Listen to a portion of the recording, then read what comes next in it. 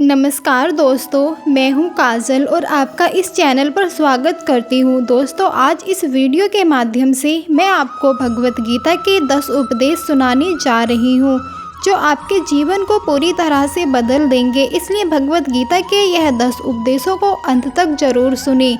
तो बिना समय गवाए चलिए वीडियो की शुरुआत करते हैं। इस सृष्टि में जो जन्म लेता है वो निश्चित रूप से मृत्यु के अधीन हो जाता है। दोस्तों, यहाँ भगवान श्री कृष्ण के कहने का मतलब है कि इस मृत्यु लोक का हर एक प्राणी, चाहे हो मनुष्य हो या पशु पक्षी हो या फिर पेड़ पौधा हो, हर सांस लेने वाला प्राणी अपने जन्म के साथ मृत्यु को भी लेकर आता है। हर प्राणी को एक न एक दिन निश्चित क्षण पर मरना अर्थात अपने शरीर को त्यागना ही पड़ता है। दूसरा उपदेश है, मनुष्य को सिर्फ कर्म करने का अधिकार है, फल की इच्छा ना करें।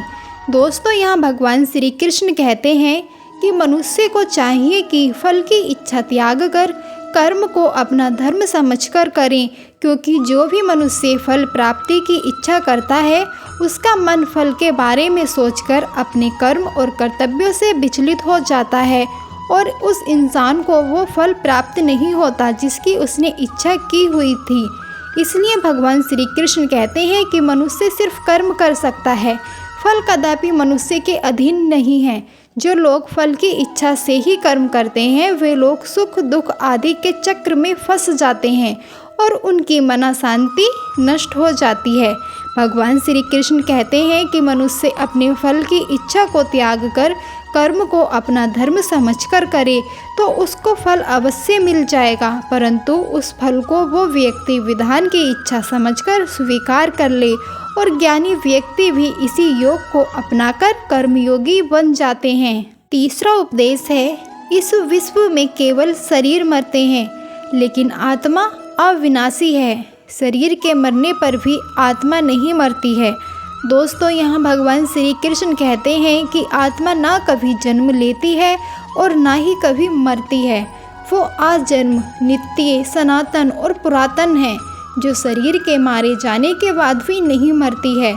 जो सचमुच ज्ञानी होते हैं वो ना उनका शोक करते हैं जो मर गए हैं और ना ही उनका शोक करते हैं जो अभी जिंदा हैं, क्योंकि वो जानते हैं कि जो मर गया है वो फिर से जन्म लेगा और जो अभी जीवित है वो अवश्य ही मर जाएगा। मरने वाला फिर से जन्म लेगा, क्योंकि केवल शरीर का नाश होता है। शरीर के अंदर जो आत्मा है वो कभी भी नहीं मरती है, क्योंकि आत्मा को ना कोई शस्त्र काट सकता है और ना ही उसे अग्नि जला सकती है, ना ही जल गला सकता है और ना ही इसे वायु सुखा सकती है। अपने मन को नियंत्रित करो। दोस्तों, यहाँ भगवान श्री कृष्ण कहते हैं कि मनुष्य के शरीर का एक अदृश्य अंग है मन, जो कभी दिखाई नहीं देता, परंतु वही इस शरीर का सबसे शक्तिशाली हिस्सा है। मनुष्य को मैं के घमंड की मदिरा पिलाकर मदहोश करने वाला पाखंडी केवल ये मन ही है। उसके हाथों में मोह माया का जाल है, जिसे वह मनुष्य की कामनाओं पर डालता रहता है और उसे अपने वश में करता रहता है। ये मन शरीर से भी मोह करता रहता है और अपनी खुशियों से भी और अपनी दुखों से भी मोह करता रहता है। खुशियों में खुशियों भरे गीत गाता है और दुख में दुख भरे गीत गुनगुनाता है। अपने दुखों में दूसरों को शामिल करके उसे खुशी मिलती है। किसी भी मनुष्य को उसका मन जीवन के अंत तक अपने जाल से निकलने नहीं देता। अपनी रस्सी में बांधकर उसे तरह तरह के नाच नचवाता रहता है। ऐसा तब तक होता रहता है जब तक हम अपने आप को मन के अधीन रहने देंगे, तब तक हमारा मन हमें नाच नचाता रहेगा। मनुष्य का मन मनुष्य को इतनी फुर्सत भी नहीं देता कि वो अपने अंतर में झांककर अपनी आत्मा को पहचाने और आत्मा के अंदर जिस परमात्मा का प्रकाश है उस परमात्मा का साक्षात्कार करे। किसी भी जीवित प्राणी के लिए आवश्यक है कि प्राणी अपने मन को काबू में करके अपने अंतर में झांक कर अपनी आत्मा को देखे, तब उस आत्मा के अंदर उसे परमात्मा का प्रकाश स्पष्ट दिखाई देगा और उसी को ही परमात्मा का साक्षात्कार कहते हैं। हमारा शरीर और मन कैसे काम करता है? दोस्तों, यहाँ भगवान श्री कृष्ण कहते हैं कि मनुष्य का शरीर एक रथ की भांति है, जैसे आँख, कान, नाक, जीभ और त्वचा आदि इन इंद्रियों घोड़ों को जो सारथी चलाता है वो सारथी ही हमारा मन है और उस रथ में बैठा हुआ स्वामी वही हमारी आत्मा है। मनुष्य की इंद्रियां विषयों की ओर आकर्षित होती रहती हैं और ये सब तभी तक ही हो सकता है जब तक जीवात्मा अपने मन को काबू में ना लाए। जब तक तुम स्वयं मन के अधीन ना रहकर अपने मन को अपने अधीन कर लोगे तो वही मन एक अच्छे सारथी की तरह तुम्हारे शरीर रूपी रथ को सीधे प्रभु के चरणों में ले जाएगा। यदि मन तुम्हारा स्वामी है और तुम उसके अधीन हो तो वो तुम्हें माया के बंधन में जकड़ कर रख देगा और जब तुम अपने मन पर काबू पा लोगे और उसके स्वामी हो जाओगे तो वही मन तुम्हें मोक्ष के द्वार तक ले जाएगा। भागवत गीता के अनुसार खुशी के 3 प्रकार।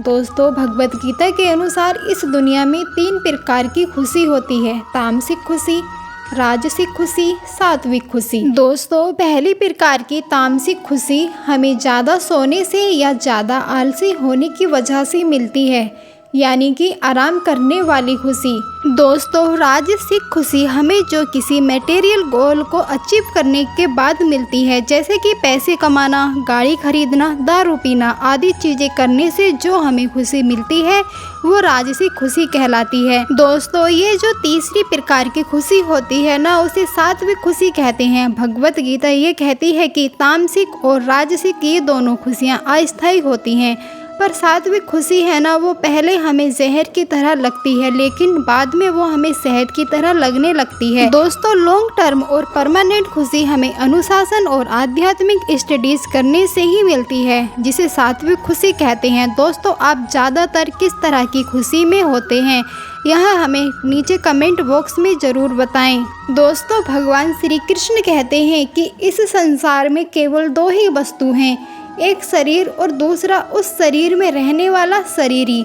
इस शरीर में रहने वाला जो आत्मा रूपी शरीरी है वो कभी भी नहीं मरता है और जो शरीर है वो सदा रहता नहीं है। आत्मा एक शरीर छोड़ता है और दूसरा शरीर धारण कर लेता है, बिल्कुल वैसे ही जैसे मनुष्य अपने पुराने कपड़े उतारकर नए कपड़े धारण कर लेता है। आत्मा नित्य है, इसीलिए वो नहीं बदलती, परंतु शरीर नाशवान है, इसीलिए एक ही आत्मा के कई शरीर बदलते हैं। इसलिए हर जन्म में हमारी आत्मा नए नए शरीर धारण कर लेती है। प्रारब्ध केवल मनुष्य का बनता है। दोस्तों, यहाँ भगवान श्री कृष्ण कहते हैं कि अगर कोई सांप किसी मनुष्य को अकारण काटता है तो उस सांप को उसका पाप नहीं लगेगा, और ठीक उसी तरह शेर दूसरे जानवर की हत्या करता है तो उसका पाप उसे नहीं लगेगा, क्योंकि इस पृथ्वी लोक पर और समस्त प्राणियों में जो विवेकशील है वो अच्छे और बुरे की पहचान रख सकता है, और वो मनुष्य छोड़कर कोई और प्राणी ऐसा नहीं कर सकता। इसीलिए जब मनुष्य अपने पाप और पुण्य जब भोग लेता है तो उसे फिर से मनुष्य की योनि में भेज दिया जाता है। एक ही कर्म किसी के लिए पाप बन जाता है और दूसरे के लिए पुण्य बन जाता है।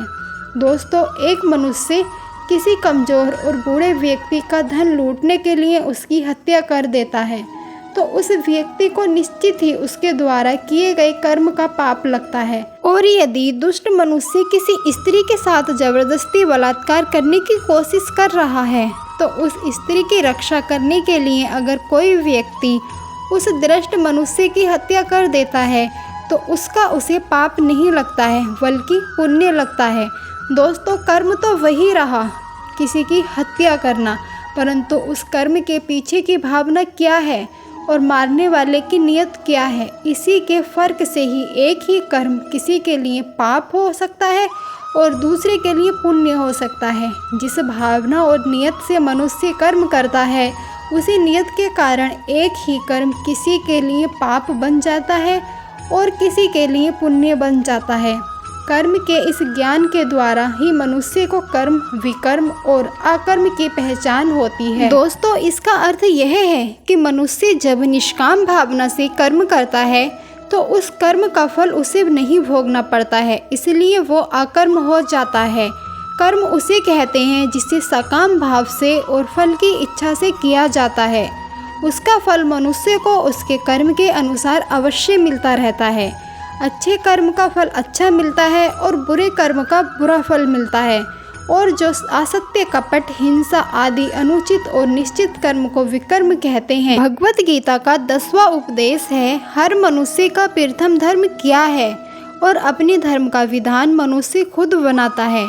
दोस्तों, इसका अर्थ समझाते हुए भगवान श्री कृष्ण कहते हैं कि धर्म का जो विधान है, अगर उसे किसी दूसरे व्यक्ति ने बनाया है तो वो तुम्हारा धर्म नहीं हो सकता। तुम्हारा धर्म वही है जिसे तुमने स्वयं बनाया हो, जिसे तुम्हारी आत्मा ने स्वीकार किया हो। धर्म एक व्यक्तिगत चीज है जिसका फैसला व्यक्ति को खुद लेना पड़ता है। दोस्तों, मैं आपको एक उदाहरण देकर समझाती हूँ। दोस्तों, अगर किसी के गांव पर डाकू हमला करके उस गांव की लड़कियों का अपहरण कर रहे हो और उसी समय किसी का पिता मृत्यु शैया पर पड़ा अंतिम सांस ले रहा हो और अपने पुत्र से बार बार पानी की एक एक घूंट मांग रहा हो, तो उस समय उस व्यक्ति का यानी कि उस पुत्र का क्या धर्म होना चाहिए?